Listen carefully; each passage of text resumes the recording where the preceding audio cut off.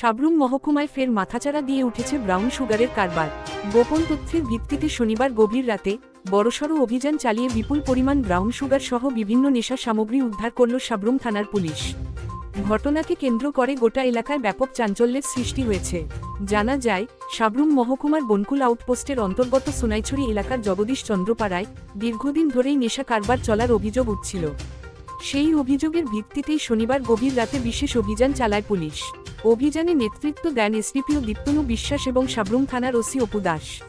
পুলিশের একটি বিশেষ দল স্থানীয় বাসিন্দা বিমল দাসের বাড়িতে তল্লাশি চালিয়ে বিপুল পরিমাণ ব্রাউন সুগার, নেশা সামগ্রী এবং কারবারে ব্যবহৃত বিভিন্ন সরঞ্জাম উদ্ধার করে। রবিবার বেলা প্রায় 1টা নাগাদ সাংবাদিকদের মুখোমুখি হয়ে সাব্রুম থানার ওসি জানান, এলাকায় বেআইনি নেশা কারবার রুখতে পুলিশ ধারাবাহিকভাবে নজরদারি চালিয়ে যাচ্ছে। নির্দিষ্ট তথ্যের ভিত্তিতেই এই সাফল্য এসেছে বলে তিনি জানান। পুলিশের এই তৎপরতায় সাধারণ মানুষের মধ্যে স্বস্তির পরিবেশ তৈরি হয়েছে। পাশাপাশি যুব সমাজকে নেশার করাল গ্রাস থেকে বাঁচাতে প্রশাসনের আরও কঠোর পদক্ষেপের দাবি উঠেছে বিভিন্ন মহল থেকে।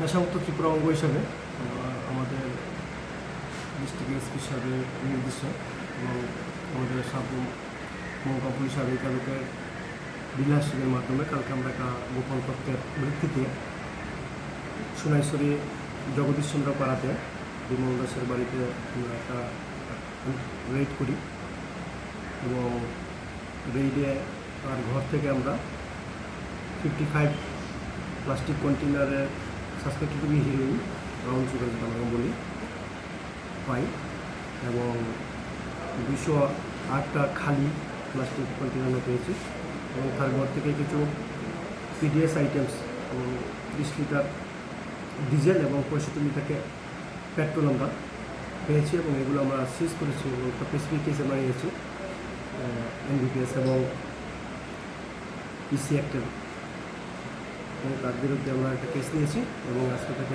আদালতে সমর্পণ করা হবে। এবং হিরোইনের আমরা যে ওয়েট এটা 390 মিলিগ্রাম